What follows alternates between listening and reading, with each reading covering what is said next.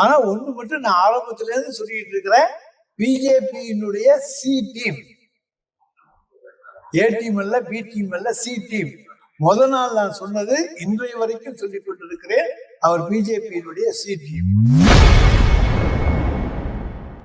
இன்று செய்தியாளர்களை சந்தித்து பேசிய ரகுபதி தவிக தலைவர் விஜயை கொடுமையாக விமர்சனம் செய்துள்ளார்.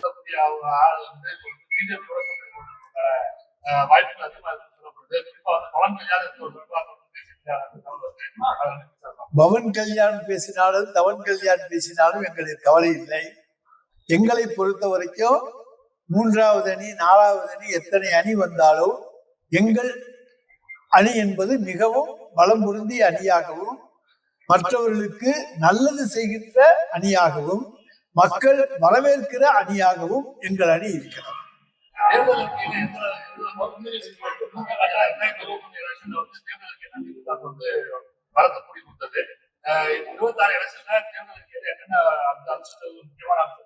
அதை எங்களுடைய தலைவர் சொல்வார்.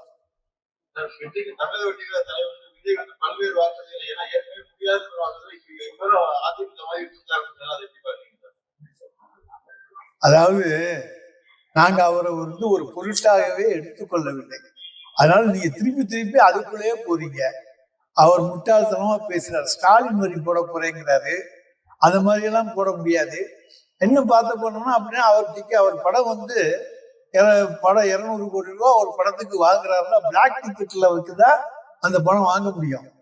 ஒரிஜினல் டிக்கெட் 80 ரூபாய், பிளாக் டிக்கெட் 1000 ரூபாய்.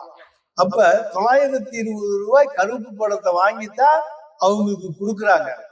எனவே இதெல்லாம் வச்சோம்னா விஜய் மாட்டிக்கிட்டுவாரு. அவர் அறியாமலும் புரியாமலும் தெரியாமலும் பேசுகிறார்.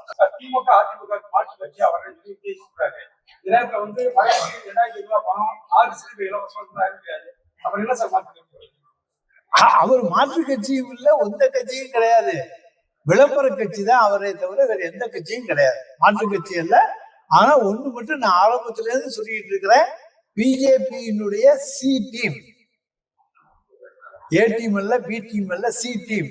முதல் நாள் நான் சொன்னது இன்றைய வரைக்கும் சொல்லிக் கொண்டிருக்கிறேன், அவர் பிஜேபியினுடைய சி டீம். இன்னும் சொல்ல போனா அமித்ஷாவினுடைய ஸ்லீப்பர் செல், அதுதான் விஜய்.